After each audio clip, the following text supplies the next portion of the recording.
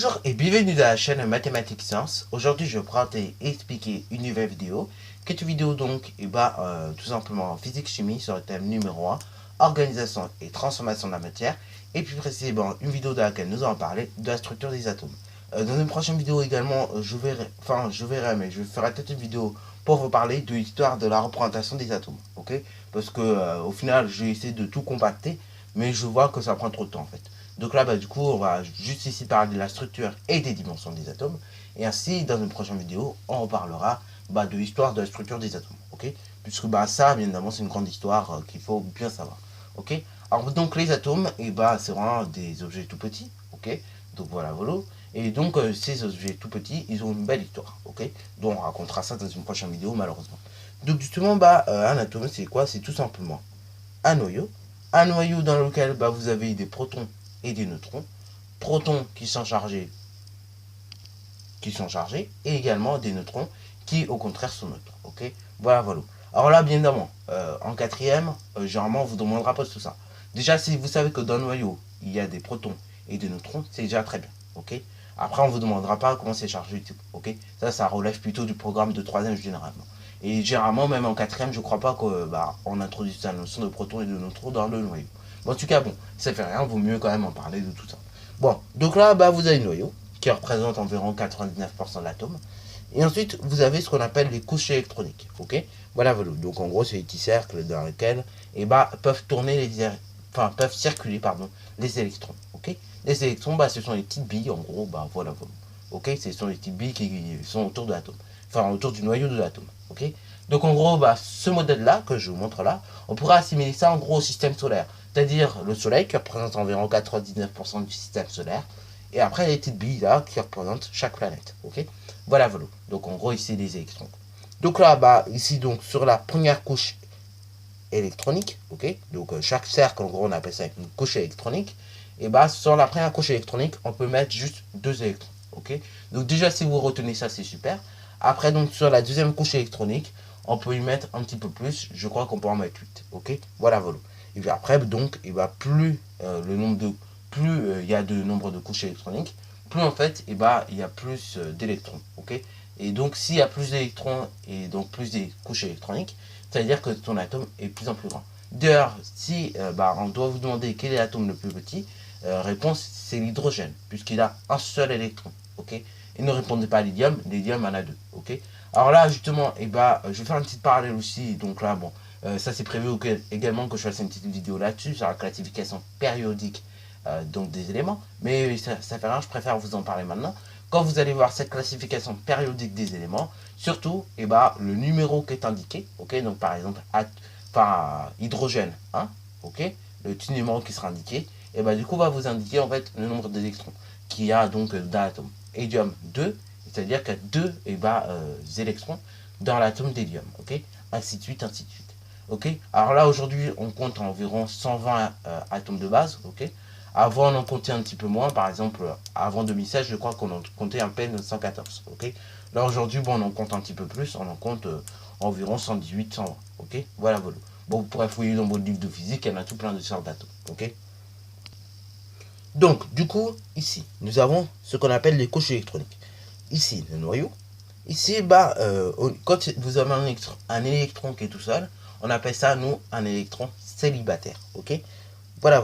Quand un électron, quand vous avez 2 électrons accrochés ensemble, ok, ceci, on appelle ça une paire d'électrons. Ok, et donc ça, pareil, c'est une deuxième couche électronique. Ok, voilà. Et donc ça, bien évidemment, les petites billes, en gros, c'est des électrons. Et après, quand ils sont ensemble, c'est une paire d'électrons. Quand ils sont tout seuls, c'est un électron célibataire. Et tout ça, donc, c'est ça qui forme l'atome. Bon, l'atome, bien évidemment, ça ne s'arrête pas qu'à la structure. L'atome, c'est extrêmement petit, si on compte. C'est vraiment tout petit, ok. Donc là, au niveau des échelles, vous avez l'infiniment petit et l'infiniment grand, globalement. Là, l'atome, c'est plutôt dans l'infiniment petit, puisque, on ne peut même pas le voir, ok. C'est même plus petit qu'une cellule, ok. Notre œil, il peut voir jusqu'au dixième de millimètre, mais ça s'arrête là. Et après, pour certaines personnes, ça va un petit peu plus loin que le dixième de millimètre. Ok, mais généralement, notre œil, il va jusqu'au dixième de millimètre pour voir le minimum. Ok, et donc, du coup, un atome, c'est pas dixième de millimètre. Hein. On est même beaucoup plus loin, c'est 10 puissance moins 10 mètres. Ok, soit 0,1 nanomètre, ok. Donc déjà, un nanomètre, c'est 10 puissance moins 9 mètres. Alors bon, si c'est en plus un dixième de nanomètre, c'est vraiment que c'est tout petit. D'ailleurs, pour mesurer les atomes, on va utiliser une unité. Cette unité, bon, j'en avais peut-être déjà parlé, mais je préfère vous en reparler.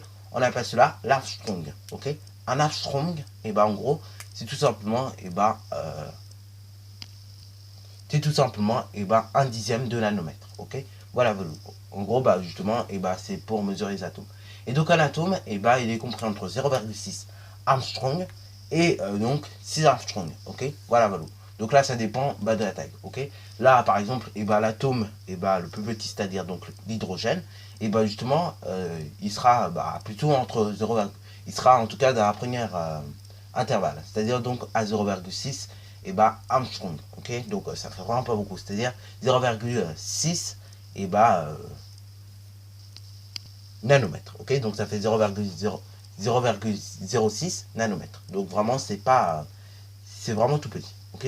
Donc il faut savoir qu'aujourd'hui pour voir les atomes c'est ultra compliqué puisqu'ils sont ultra petits. Et je veux dire, nous-mêmes, notre corps là, notre corps que vous voyez, nous sommes constitués d'atomes, ok.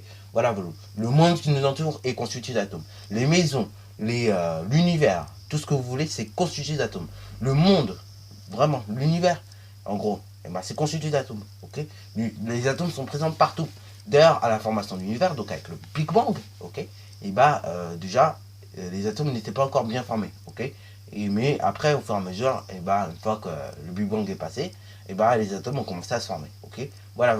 Mais franchement, ce sont plein, on va dire, de Lego qui se sont jetés, ok. Après, pour former bien évidemment des atomes, ok. Voilà. Et bien évidemment, après, on a commencé à essayer de découvrir ça, ok. Donc les atomes, bon, voilà. Hein. Des atomes également, donc, il y en a dans le Soleil, ok. Actuellement, bon, le Soleil, il en relâche beaucoup, des millions et des milliards, ok. Donc c'est vraiment incroyable comment, il y en a partout, ok. Même les arbres que je vois actuellement, ils sont constitués d'atomes, ok. Le monde qui nous entoure est constitué d'atomes. Donc franchement, bon, voilà, il y en a vraiment beaucoup. Après, bien évidemment, il y en a plein de sortes, et encore, les atomes, il y en a vraiment partout, ok. Vraiment, quand vous prenez train par exemple, c'est des atomes qui sont assemblés. Après, bien évidemment, ces atomes-là qui sont assemblés, ça va donner naissance à des molécules. Et ces molécules, ils vont s'assembler grâce à une petite liaison qu'ils vont faire, qui est appelée liaison de covalence. Ok. Et donc justement, ils vont la faire comment? Ils vont la faire en mettant en commun leurs électrons célibataires. Ok. Voilà. Après, ils vont faire une liaison de covalence.